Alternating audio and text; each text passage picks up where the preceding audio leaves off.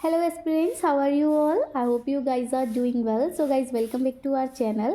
And जैसा कि आप सभी को पता है कि सभी के बीच में आप कॉन्ट्रेक्चुअल टीचर पोस्ट के लिए इंटरव्यूज़ हो चुके हैं एंड आप सभी ने इंटरव्यूज़ दे दिए होंगे.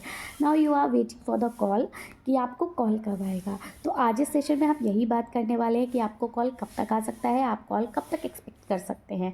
ठीक है, तो सबसे पहले जानेंगे कि रिज़ल्ट अपलोड हुआ है या नहीं. अभी कुछ कैंडिडेट्स के मन में ये डाउट है कि रिज़ल्ट अपलोड अगर हुआ है तो वो रिज़ल्ट कहाँ से देखें. तो आपको रिज़ल्ट देखने के लिए उस पर्टिकुलर केवी की वेबसाइट पे जाना होगा. जैसे मैं KVGRC में वर्क कर रही हूँ, तो मैंने KVGRC में इंटरव्यू दिया था. तो अपनी रैंक देखने के लिए, अपना रिज़ल्ट देखने के लिए मेरे को क्रोम पे जाके टाइप करना होगा KV number 1 GRC Bareilly cantt. आप जब उसको क्लिक करेंगे तो आपको सबसे पहली वेबसाइट दिखाई देगी, स्कूल की वेबसाइट होगी वो. उसको आपको क्लिक करना है और उसको नीचे स्क्रॉल करते हुए जाना है और न्यूज़ सेक्शन में आपको वहाँ पर दिखाई देगा.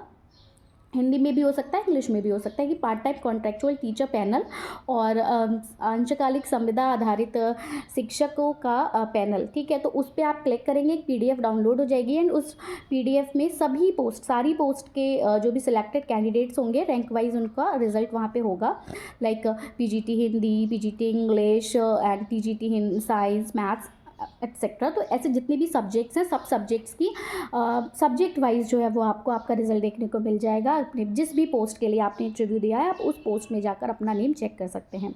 ठीक है, दूसरी बात आती है कि अब आपको कॉल कब आएगा. तो ऐसे कैंडिडेट्स जिनकी रैंक 1 to 3 है, तो वो एक्सपेक्ट कर सकते हैं कि उनको होपफुली कॉल आने वाला होगा. बट जिनकी रैंक थोड़ा 4, 5 एंड उससे अबव है, तो उनको वेट करना पड़ सकता है, क्योंकि उनको तभी कॉल आएगी कि इन केस उन्हें और रिक्वायरमेंट हो. ठीक है, अब किसी के मन में ये डाउट आ रहा होगा कि मैम हमारी रैंक तो फर्स्ट है लेकिन हमारे पास तो कॉल अभी भी नहीं आया. तो परेशान होने की ज़रूरत नहीं है. अगर आपकी रैंक फर्स्ट है और आपके पास अभी भी कॉल नहीं आया तो हो सकता है कि आ जाए, और अगर नहीं भी आया है तो हो सकता है उनको रिक्वायरमेंट ना हो, क्योंकि केवी में कॉन्ट्रेक्चुअल टीचर को एज़ पर रिक्वायरमेंट ही बुलाया जाता है.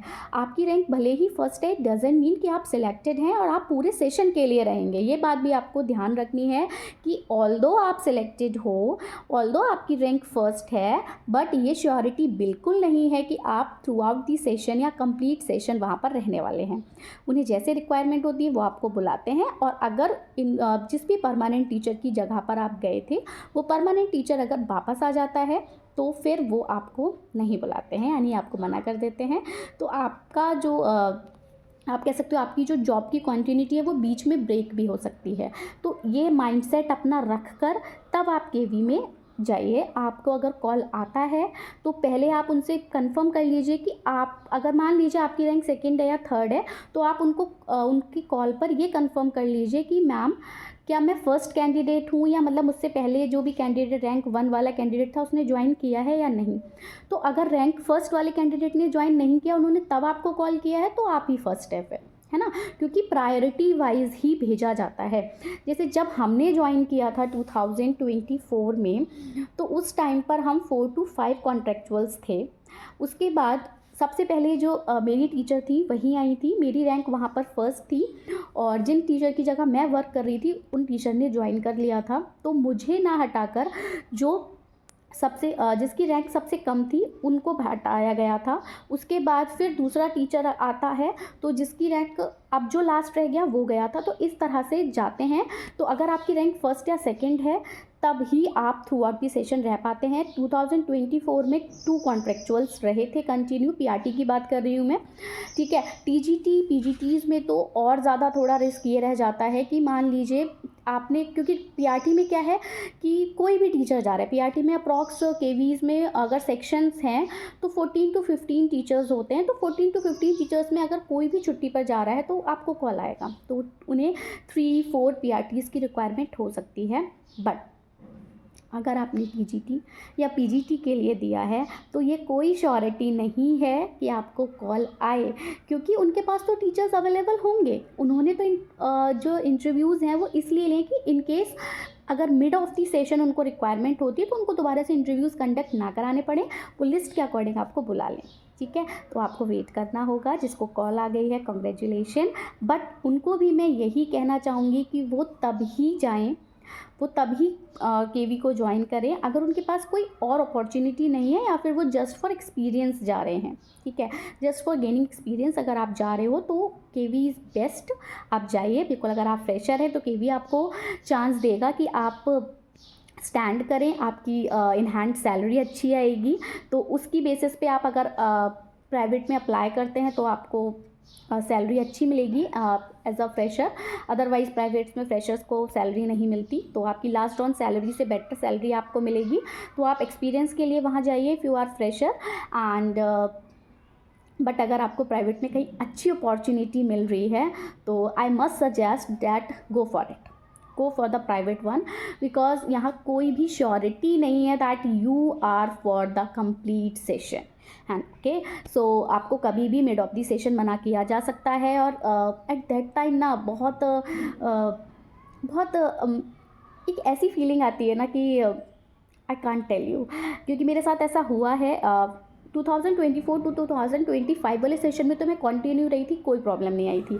2025 से 26 वाले सेशन में मेरे साथ हुआ था मैं 16 सितंबर तक कंटिन्यू रही थी। 16 सितंबर को जब मेरे टीचर ने, परमानेंट टीचर ने ज्वाइन किया था, that day I was like मतलब कुछ समझ में नहीं आ रहा था कैसे रिएक्ट करना है एंड एक मन में ये था कि आज मुझे मना कर दिया जाएगा, बहुत अजीब सा फील हो रहा था, ठीक है, बहुत डिफरेंट फीलिंग्स आ रही थी और बहुत डिफरेंट मूड्स थे उस टाइम पे। बट फिर मैम ने बोला कि मैम आज आप अपना जितना भी आपका सब्जेक्ट से रिलेटेड जो कोई भी टास्क है वो सब मैम को हैंड ओवर करना है आपको। मैम आ गई हैं तो फिर मैम को सारा सब कुछ हैंड ओवर किया, मैम को सारे मार्क्स स्लिप्स वगैरह सब दिया, सारा कॉपीज़ वगैरह की। हाफ ईयरली एग्ज़ाम्स चल रहे थे तो कि हाफ ईयरली एग्ज़ाम्स तक का सारा कुछ आपको कंप्लीट करके देना है। वो सारा कंप्लीट करके उस दिन तो पता ही नहीं चला वो दिन कहाँ निकल गया, क्योंकि सब कुछ अरेंजमेंट्स करने में ही चले गए। उसके बाद अप्रॉक्स उसका विंटर ब्रेक हो गए थे 23 और 27 से। उसके विंटर ब्रेक के बाद फिर मतलब अप्रॉक्स 1 मंथ मैं घर में रही थी, वेट किया था and it was my luck कि मुझे कॉल आया। 13 अक्टूबर से मैंने वापस से ज्वाइन किया।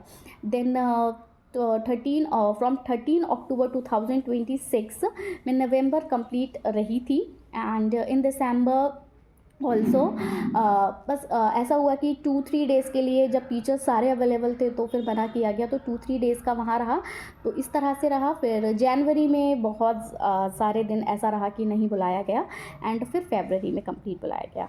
तो डिपेंड करता है कि आपकी रैंक क्या है, उस अकॉर्डिंग आपको बुलाते हैं। एंड जो मेरे बाद कॉन्ट्रेक्चुअल टीचर जिनकी सेकंड रैंक थी उनको तो बहुत ही कम बुलाया गया था। ये मान लीजिए कि 365 डेज़ होते हैं, इन 365 डेज़ में से हम ऑलरेडी 100 डेज़ तो हमें कोई वर्क नहीं करना होता, 265 डेज़ हम वर्क करते हैं और उन 265 डेज़ में से तो आप ये मान के चलिए कि उनको 100 डेज़ भी मुश्किल से बुलाया होगा। सेकेंड रैंक थी उनकी। तो केवी में कॉन्ट्रेक्चुअल टीचर का इंटरव्यू दे देना, उसमें सिलेक्टेड हो जाना इस डजेंट मीन कि आप कंप्लीट ईयर के लिए हैं। उनको जैसी रिक्वायरमेंट होती है एज़ पर रिक्वायरमेंट वो आपको कॉल करते हैं, तो आपको बहुत ज़्यादा वेट करना पड़ता है। तो if you are fresher then just go for it, but if you are not fresher then I must suggest that you go for the private. अभी तो इस सेशन में हम इतना ही डिस्कस करेंगे। बाकी अगर आपको कोई भी क्वेरी है आप हमें कमेंट सेक्शन में बताइएगा और मैं और भी वीडियोस रिलेटेड टू इट लाती रहूँगी। So that's all. Thank you. Thanks for watching and subscribe my channel also.